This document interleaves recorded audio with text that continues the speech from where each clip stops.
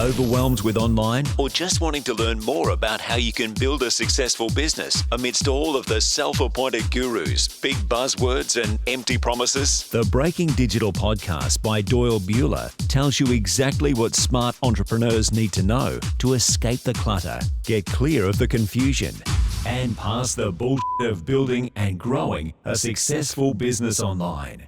It's about digital leadership and delivering the best value for your business online to your audience. Now, here's your host and author of the book on digital leadership and online marketing, The Digital Delusion, Doyle Bueller.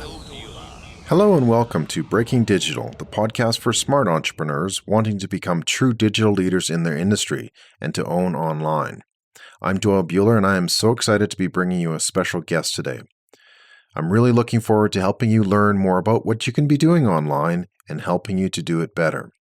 And if you have any comments throughout the program, please feel free to connect on Twitter at Doyle Bueller with the hashtag #OwnOnline. You can also find the resources that we talk about, as well as the podcast for download on iTunes or thedigitaldelusion.com/podcast. All right, let's get started.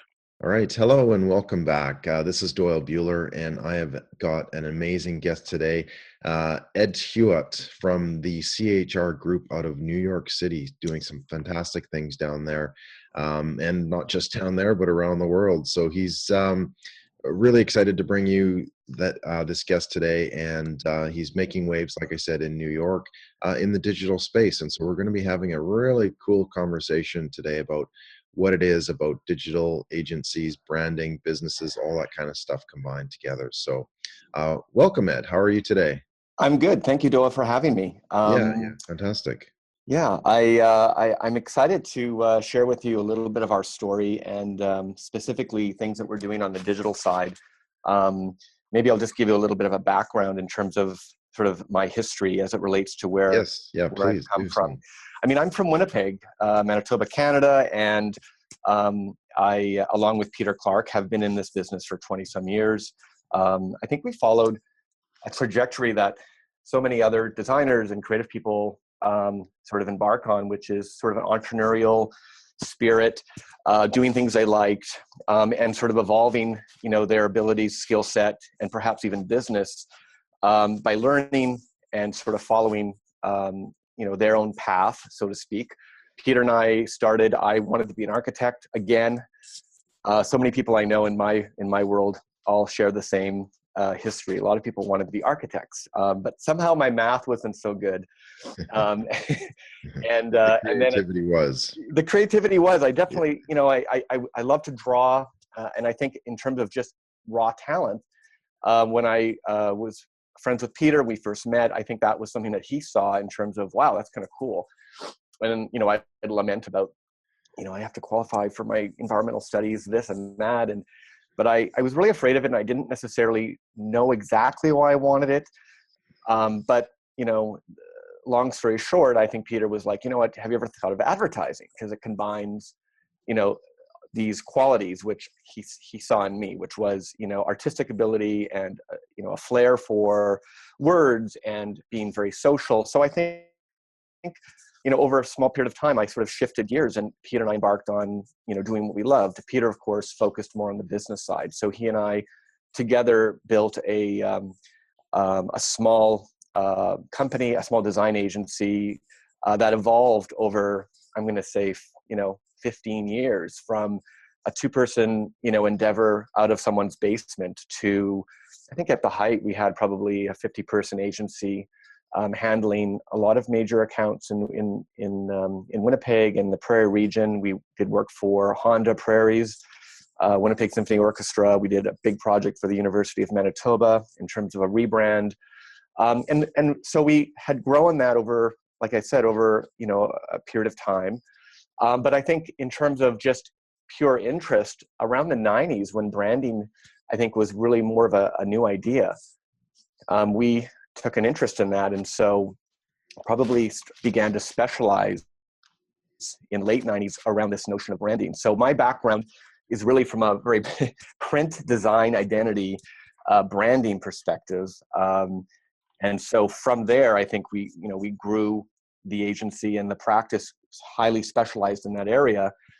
So I think probably around 2001, 2002, we had sort of built that business up, had sort of a big infrastructure. And then I think, 9/11 happened and it changed for so many people and so many businesses course. So I think we downsized shortly thereafter. I think we were also thinking that we wanted to pursue other types of projects. So we began to focus on projects that were more entrepreneurial for ourselves. We didn't really close down the practice, but we kind of went dormant, and we had relationships with very specific clients that we continued working with. But we sort of changed the direction of the business, around 2001, and then began working together on a pharmacy project with Peter's brother, involving, at the time, the internet pharmacy business was something that was relatively new, and combining this notion of technology, commerce, and healthcare. And so we built a business together with his brother, and that took us down a whole other path, including, sort of dabbles in New York City to build out the business at hand. It was named, the business was Hometown Meds. We've sold that business. It matured. We made money off the sale, and then from there we basically decided, let's shift gears and really focus on New York. So, from the beginning of running a marketing agency to moving down a path that was more about building our own business, to taking some of the money that was raised from that sale to facilitate a sort of a move to New York, because I think we wanted to push our boundaries and really explore different markets. In New York, for most people who are creative, they're like, we would say, yeah, that would be an amazing place to live and work. And so let's go for it. So, we began looking for ways to build our business in the US, but we had to do it obviously from Canada. So there was a lot of weird traveling back and forth, living, in small apartments, really sacrificing a lot that we had built up over the past, 15, 20 years in Canada. So while so many people and contemporaries of ours were sort of, really building up their foundation in Canada, I think we decided sort of late in the game to switch gears and to try our hand at, marketing and branding in New York City. So that sort of was I think an important sort of shift and move for us. And then just in terms of the last few years, what we realized was that as we came to New York, we weren't able to really compete. We weren't really able to get great business. We got a couple of amazing pieces of business when we first came here. So we did a project for HarperCollins. We did a project for Clarins, and they were very fun, interesting projects. But beyond that, I think it was really difficult. We were not able to sell our skill set and our product, so to speak, to U.S. clients. Why was that? Why? Well, it was, it was hard. I'll tell you that, Doyle. Yeah. It was a very coming into a new market can sometimes do that for you. Absolutely. Yeah. And no, there's no one there who's going to tell you how to do it. I mean, so often people are looking for the answer, and it was more self-discovery for us. I mean, what we had to face was the fact that if you come to New York City and you open up a shop to do branding, you're not going to be working on, Fortune 100, 500 clients. You're going to be working with another tier. And it was really difficult. And the learning for us was that I think those accounts and any worthwhile client was already spoken for. Yeah. Agencies that were part of groups, WPP, Omnicom. So everybody's really tied up is kind of what you're saying. Everyone is tied up. Now they'll all take you out they'll all go for lunch with you. Yeah, because you're buying. We're buying. And it was so funny. We would go to these lunches and we'd be meeting with very senior people. I mean, the access in New York City to talent is incredible. And the entree that you have here, it's pretty amazing. Unlike, I think in Canada, there's a division. Whereas in the US, especially in New York, there's definitely a very aggressive outlook in terms of who has the next big idea. So people are all willing to spend the first 15 minutes with you. Mm-hmm. What we noticed was either, there was no fit because we didn't have scale. We weren't part of something that was, from a prospective client's eyes, a risk mitigation. They were looking for a stable, well-funded firm that if they hire, that firm is not going to go to business. Yeah, Um, that's been around for a while and has some good assets as well, I would imagine, in the market. Correct. So Yeah. we weren't able to compete. Was the short sort of answer to that, and it was hard for us because we weren't sure why that was happening. And then I think Peter and I at one point we went for a drink after work, and we were just really feeling down. And Peter said, and it was so smart. He's like, you know what? It's not what you can do for New York. It's what New York can do for you. And that comment for me was so interesting because I think what he was speaking to is this idea that we need to take a different look at how we're going to interact in this marketplace, and what are people really looking for, and how do we use New York City, the largest media market in the world, how do we use that as a platform to do something even better, or to do something that is worthwhile, because what we were doing wasn't working. So over a period of time, I think the two of us sort of put our heads together, and we sort of looked at the market and started asking questions like, hey, are there firms like ours, which could be a 2-person, 5-person, 50-person, regional agencies?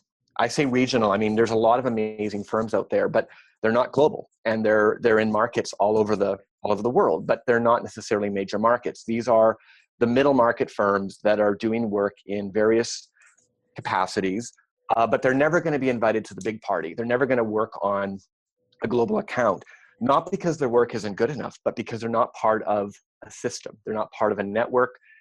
They're just not going to have access. So we realized that there was a huge demand for agencies out there looking to be part of something bigger and better. And not just in terms of work, but also in terms of value and, how do people sell? How does somebody who wants to sell their agency, how do they do that? Because it's very difficult to assess value in a firm when it's really driven by the partners. So you had agencies that were pent up demand for either better work, higher profile, or even, what's my exit strategy? What do I do with what I've built?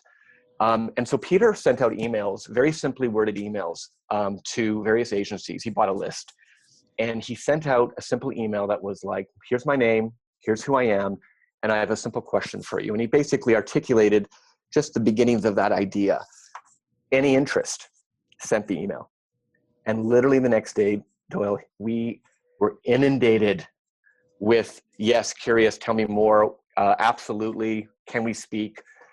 And what we uncovered was this huge need, a moment in time where I think firms that have amazing abilities, they have talent, they have all these things, and they produce creative at a lower cost, were looking for exit or access to a platform that they could compete for better work. So Yeah, they were looking to get bigger or looking to get out. looking to either get out over time, looking to get not necessarily bigger, but more profitable. Yeah, or more opportunities even, More really. opportunities. I mean, I always say Marketing Magazine, in some respects, this is a kind of a bold statement, but I think to somebody starting out in the business who's, let's say, in Saskatoon, and they get Marketing Magazine. I mean, I'm from Winnipeg. To me, cities Yeah. are all relative. Yeah, and just sort of, sorry, I'll stop you there. And just an interesting fact, I spent a lot of time in Winnipeg too.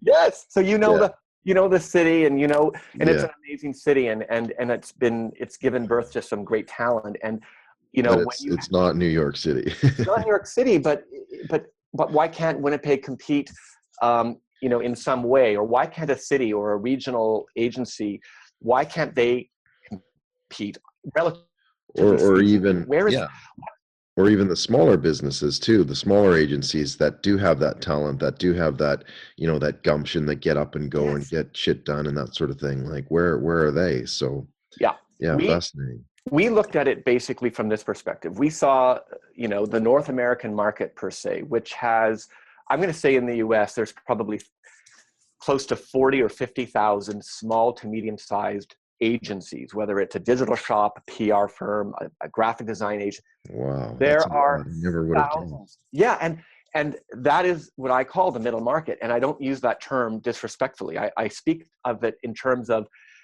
not everyone can be working in New York or LA or London, and Yeah. there's a role for, another strata of client. Um, But those clients can spend a lot of money and can be anywhere, and they're looking for solutions. And today, at this moment, you have this sort of shift where you have technology that has displaced a lot of traditional agencies' models. You have clients who are freaking out because their agencies don't know what the hell they're doing. They're getting charged, up the wazoo. They're looking for new value. And so Peter and I were like, okay, well, we see that going on in New York. We see what qualifies as talent. And I'm like, oh my God, I know, creative people all over Canada that can do incredible work. They need a platform. They need access to product. I call it product. For me, product is the things the agencies are selling to their clients. And the mix of that product is no longer, simply broadcast, outdoor print, newspaper. It's a whole sort of very holistic, living, breathing mix of traditional and digital mixed together where the experience matters. So we could see this. We're like, okay, so then we're like, well, how about we do this? What if we think about the business from the perspective of manufacturing and distribution? And what if we could connect the two and do it from a market where investment activity is happening, where people with investment dollars are looking for that next big idea? And so we wanted to, again, use New York as that platform. What can New York do for us? When we were in New York, we caught the attention of people and firms outside of New York because, in part, the New York thing, the New York, they want to be there, right? Everybody wants to be there. They all want to be there. They want to touch It's that. very aspirational. Absolutely. So we really decided at that point, and seeing the response we were getting from agencies that didn't even know us, to say, oh my God, we're totally interested in this idea because we feel that pain. I mean, Peter and I are one of those agencies. We were one of the agencies that spent a lot of time and money building and investing in talent and being entrepreneurial and taking risks. And so who better to sort of think about this and to build this out than someone who's been through it? So unlike, private equity people who are financiers, they have no interest in the creative product. They have no real understanding of the ad business. They see it as a line item, a share point. We were actually operators who understood the notion of creativity and what that really meant in terms of a business. And so we took that show on the road. We basically started meeting with firms to talk about everything from what's on your mind, where are your pain points, and what if we could, fill in the blank, what if we could take your traditional agency and layer onto it some type of product that was high margin and relatively easy to plug in and scalable. And that was the digital product. That was, things to do with programmatic, social. It was a whole sort of mix of, and this is, a separate discussion, but we were basically saying, are your clients looking for, programmatic in their mix? And they're like, yeah, they are. But, we don't really know that product. So we're using either self-service products, AdWords off Google, or we're using, vendors who do one thing only. But we don't really, but we know we need to have it. And so what we've been working on at our, within our group is to create some type of modular approach to products that are digitally centric, that connect into a whole slew of things, whether it's content, social, PR, brand, specific programmatic itself, digital advertising. Could we, look at a certain kind of client, maybe from a revenue perspective or certain scale, and go, you know what?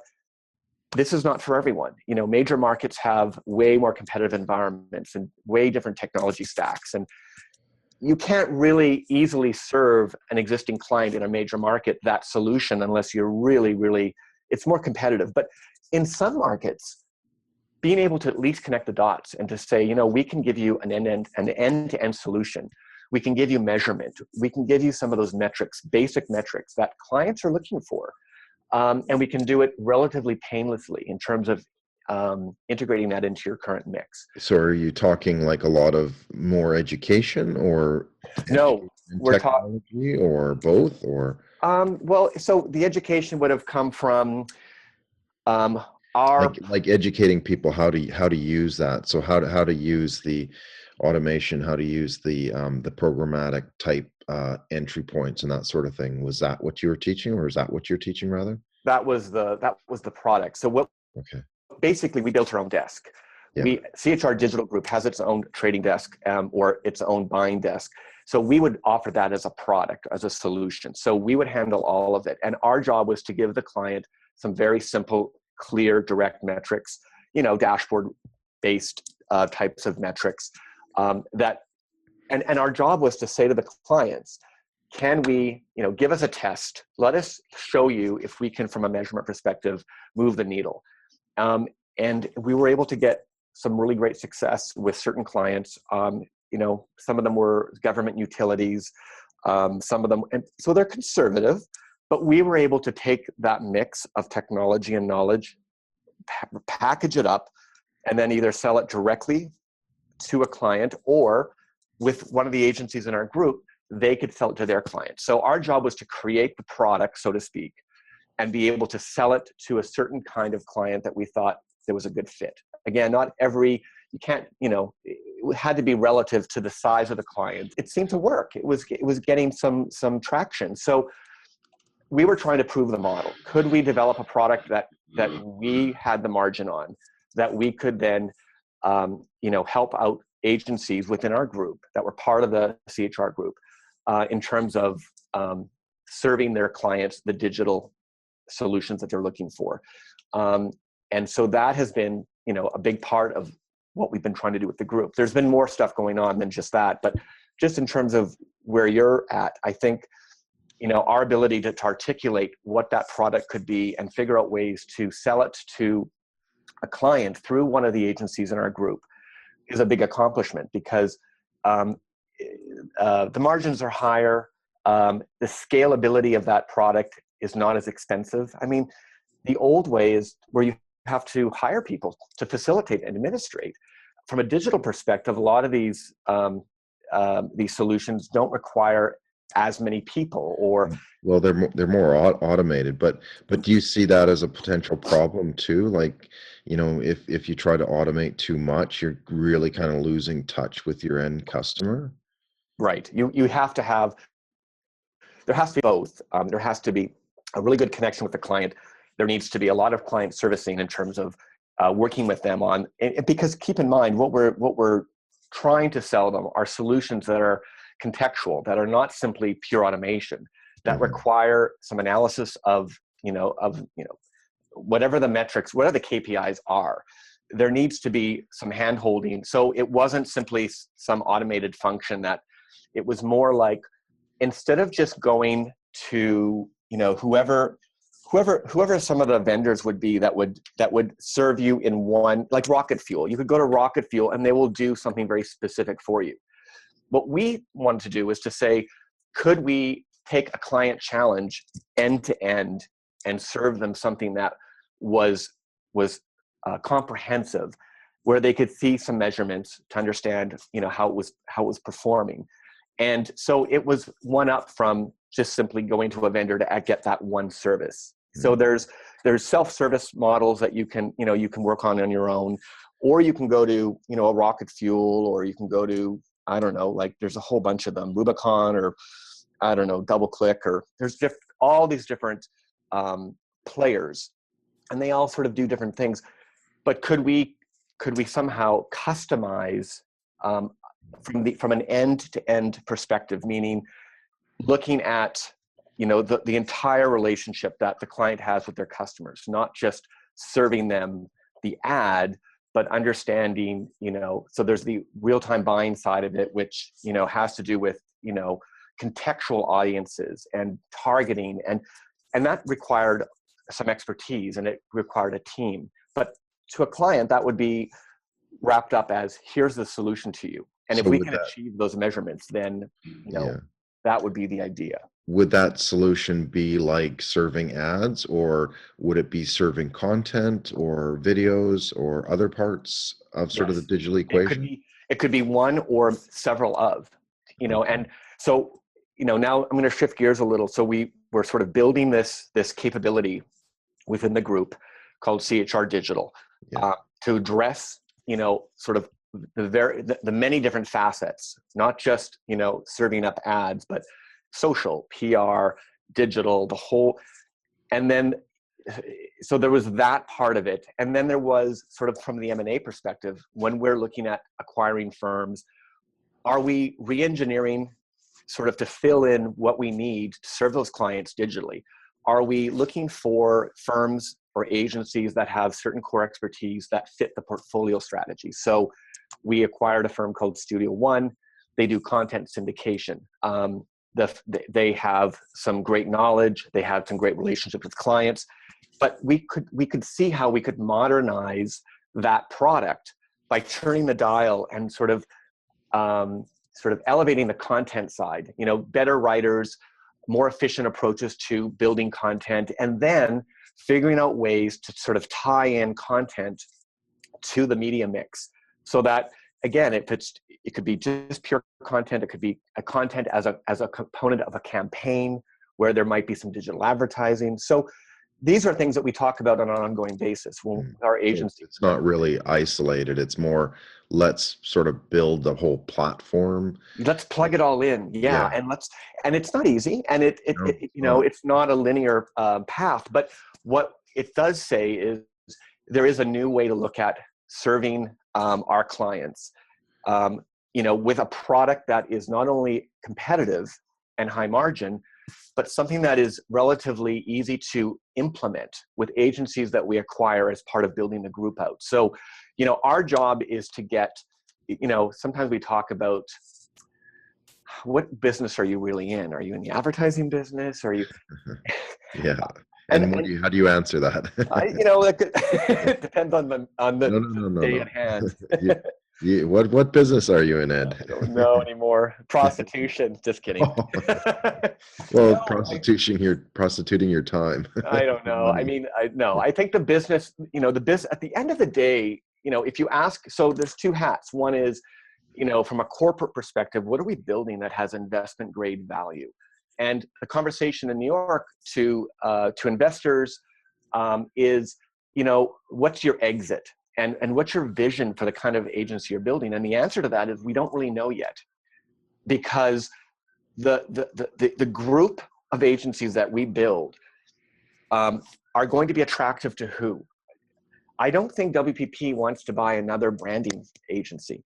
I don't think Omnicom cares about the advertising business as it is in terms of a scaled business. I think we're talking to firms like, I don't know, what if Deloitte decided they wanted to get into the game of advertising, whatever that looked like?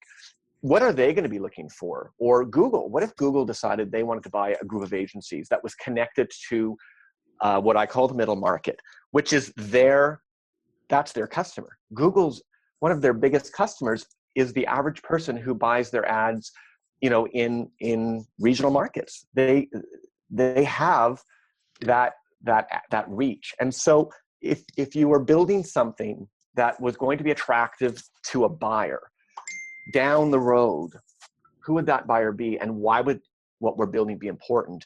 I think sometimes from a digital perspective, our job is to get eyeballs.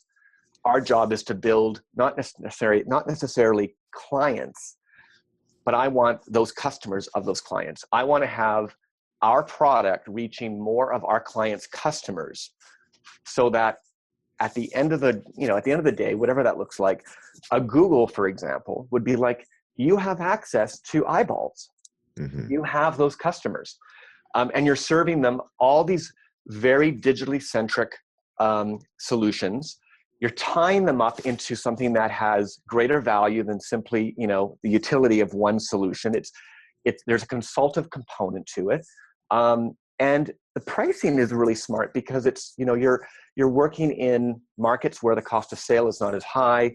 You're centralizing certain talent, and you're exporting that product in a really efficient manner. So it's sort of all those moving parts coming together is sort of what has been the last, I think, 3 or 4 years of the CHR group is having a vision for a moment in time where, you know, there is a need, both in terms of clients looking for a new type of stewardship from a digital perspective, and then you have agencies who are like, oh my God, it's all changing. I need to do something. So it's a good time for us. The challenge is, I think, understanding, you know, how to prioritize some of these ideas and how to institutionalize them. Absolutely. That's the hard part. Yeah. Do you see, and you kind of brought up a good point though, but do you see sort of digital agencies struggling with transformation? Like, Yeah. are they still adapting, or are some of the older ones still getting replaced by some of the newer ones? Like how do Yeah, you? that's a good question. I mean, I think what I've seen, or what I tend to see is, you know, the branding firms know how to tell a story. They don't know anything on the digital side. And I don't want to grossly overstate this. And for sure, a lot of branding firms have done an amazing job of modernizing, you know, their outlook.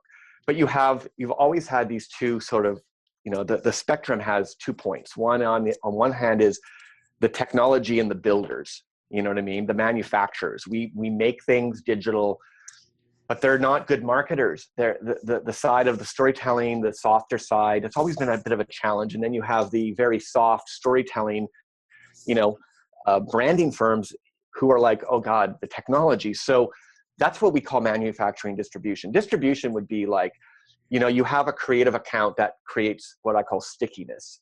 And the relationship you have with that client is very strong, and it's hard to break, especially in these regional markets.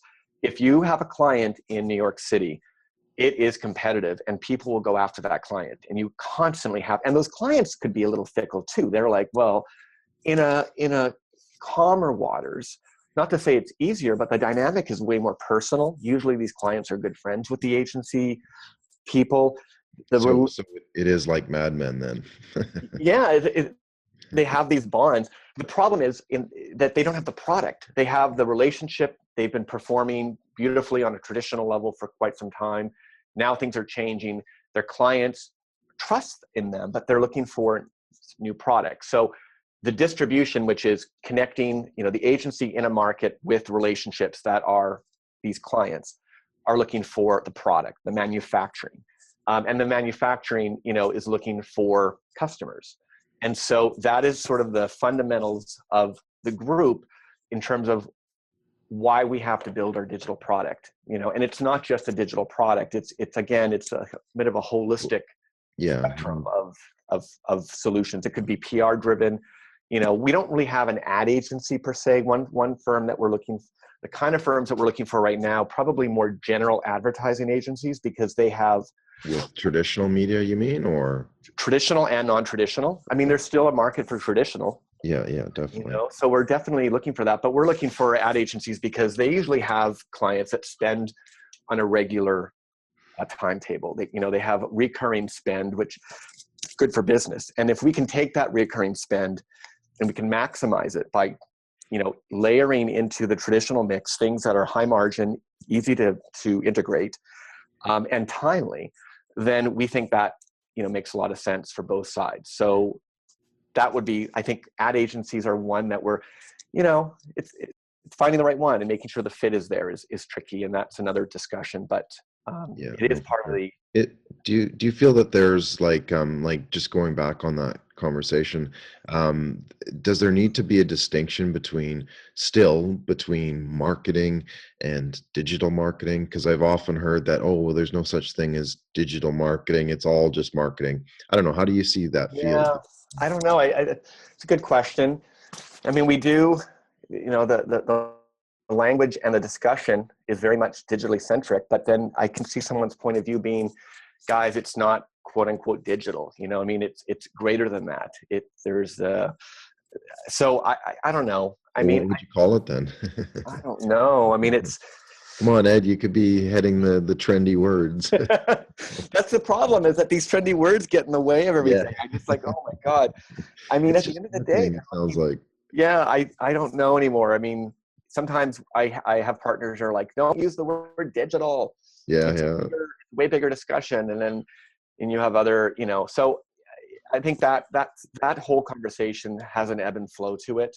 But the general sort of forward motion is that there's a new way to communicate and reach and engage. And, we are in a digital world, regardless of how you want to describe it.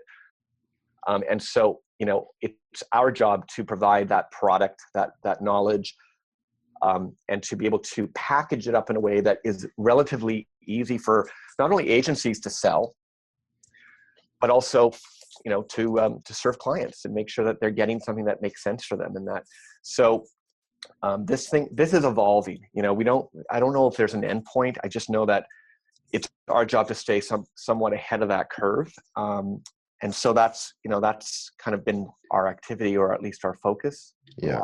Yeah. And so for, let's talk like agencies in your space. Like what do you recommend they do? Like, for clients, like you're obviously like an industry leader, very, you understand what's going on. What would you recommend to some of those, up and coming agencies that kind of want to get some good traction?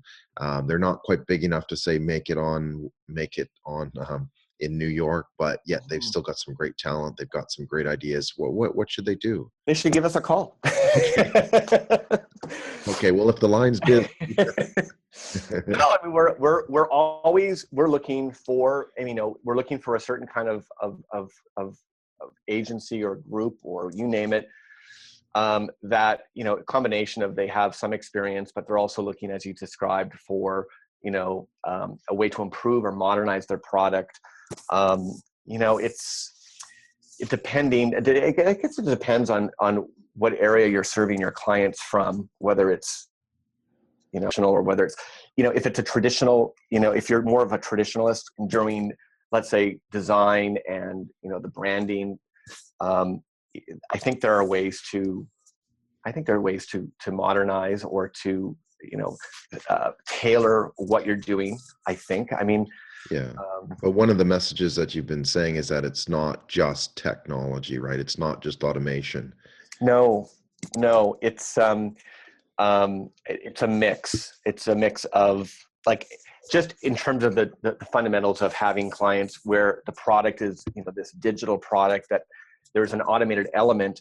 I think it's about, giving them certain tools. This is where the dashboard conversation comes up, and we have different theories and different approaches, and constantly are working at evolving how we present those measurements to clients, what really matters, and then trying to keep it as simple and clean as possible. So it's not an area that I work on hands-on myself, but I know that still is a very important part, is the human mix, how people are going to interpret that information, and how you manage that relationship as you hopefully are growing it. So you mentioned, and just tying that into sort of what you say on your website about leadership, do you define sort of a digital leadership component to what you guys do? Do you have to be expert or develop an authority in these types of things? Anyone who claims to be a total expert in this realm, I think needs to also mention that, because the component parts are changing so rapidly, I think it's all about, sort of innovation and always keeping abreast of what's coming up new, and then deciding, how much value it really adds. I think in some respects, and this goes for the world of digital or more traditional, is that there's a lot of sort of buzzwords, trends, smoke screens. The trick is to figure out, what is actually adding real value. And so clients are looking for that stewardship. I think our job is to, and that's another reason why I think New York is a great place to sort of center all of this activity, because, we are being, we're surrounded by, the newest, the best, the brightest, among other things. And so it's our job to somehow take some of those ideas, and filter them back into the group, so that our clients ultimately are participating in that thought leadership, in that innovation, whether it's just an idea or whether it's a product that we are developing. I think being here is important, but that doesn't mean that you can't have inventive people working, in all over the world. So this is why I think it's interesting when people talk about like the major market, New York City. It's like, yeah, it is, and it has its value, but there is a lot of ingenuity, creativity, inventiveness happening in small parts of the, small corners of the world. And, it's our purview that this platform that we're building is one that is dedicated to extracting that and showcasing it and providing it a platform. So if you're, super smart in one area, you're super passionate about one very sort of finite or sliver of technology solutions, and you can add value, then we want to talk to you. If you're highly specialized in some way, and where that person lives or works has very little bearing, because we will figure out a way to take that knowledge or that, whatever that is, and to somehow pass it back into the group and, bring that benefits to our clients. And basically leverage it within that group as well. What you're saying is that the power of all the companies and all the agencies and all the people is a lot better than sort of that individual struggling agency with, whatever 2 to 50 people type thing. Yeah, and it's really the other thing that we do here. I mean, in New York City, our office is actually comprised of, I think, 4 different agencies. So as part of, sort of cost offsetting, we work under one roof. But this encourages a certain level of cross-pollination. And the human element is where you have somebody from a PR perspective who's being forced and encouraged to figure out in a really active manner how they're going to tailor that product or solution to something that is part of the digital mix. So, for example, some of our PR writers are now developing content as part of a social campaign that's, that's very much more of a digital centric idea. Excellent. And so this is new territory. And so this is good. It's not always easy. It takes time to see if things are working. But, back to your comment about, is it simply an automated function? No, it's not. There's a huge human element to it. And I think it's rooted in this idea that we can actually be partners. Again, in traditional holding companies, the agencies and the partners of those agencies are not necessarily partners in the holding company. They might have a certain plan, certain financial comp plan, but they're not necessarily core partners. Because our group is relatively young, all of the partners within these agencies are sharing in the equity of being in the group. So therefore, they play well with each other. They're because they want to, right? They have to. Well, they want to. Yeah, they're like, they want to make the money. So, and they want to do well, and they have to, and they want to, and it's good. But you talk to somebody from WPP, and they're like, no, there's no partners anymore at WPP. All those partners have long gone, and they're all living in south of France. Like, exactly. They're just a lot of siloed. I mean, we have people within our group here who come from those worlds, and they'll tell you it's like it's not the same culture. It's very competitive. There's no one works well with each other, and the clients see it, they feel it, and so what we want to test out and deliver to our clients is a different, I think, better model, which is where everyone is really working more together. And again, it's not always easy, but I think it has proven to be successful, and it's helped us. So we're we need to continue down that path. Oh, that's excellent. Yeah. Wow. Sounds like it's quite the adventure there, Ed. It is an adventure. Yeah. It is. And that's one way to. No, it's fascinating. I mean, just to consider, what you've done over that time span it's really significant. And the idea is really quite brilliant. So yeah, kudos to you to building that business with Peter. So congratulations. Yeah, thank you. I appreciate it. And we have it, there's way more to go here, but that's where we're at right now. So yeah, no, fantastic. Well, if what you've done is any indication, you're going to go pretty far. So, no, well, thank you so much, Ed. I really appreciate your insights into digital and agencies and all that kind of stuff. Really, really fascinating. Well, it's my pleasure. I appreciate the time, and I had a lot of fun. Yeah, no, absolutely. So people can go to your website, the agencies who want to sort of investigate talking about those types of things. What's your URL? So I would suggest they go to CHR Digital Group, chrdigitalgroup.com. And that's where we have, at least front-facing language about what we're up to and who we are. Yeah. And then we have the CHRgroup.com, which is sort of the whole platform.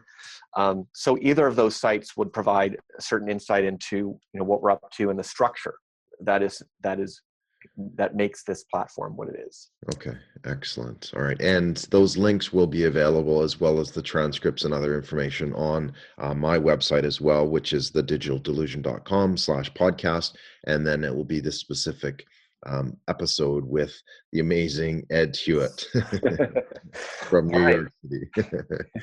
All right, cool. Well, again, thank you so much for your time, Ed. Really appreciate it, and I know the listeners are pretty excited about what you've presented and how you've talked about it as well. So thank you again. I really appreciate it. You're very welcome.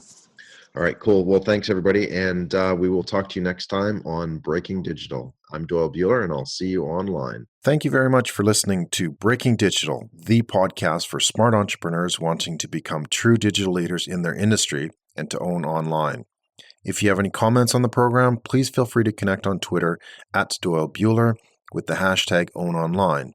I would really appreciate it if you could share this podcast with your network, as I'm sure they will get some value from it for building their successful business online as well. You can find the resources that we talked about, as well as the transcript and full podcast for download on thedigitaldelusion.com/podcast, or on iTunes or on SoundCloud. I'm Doyle Bueller, and I will see you online. Thank you for listening to Breaking Digital with Doyle Bueller. While he goes and makes a sandwich, you can find all of the notes, links, and details on this podcast by visiting thedigitaldelusion.com/podcast. Go on and click that now. www.thedigitaldelusion.com/podcast. I'll definitely click that. If you'd like a free copy of the book, The Digital Delusion, How to Overcome the Misguidance and Misinformation Online, just send an email to doyle@thedigitaldelusion.com. See you online.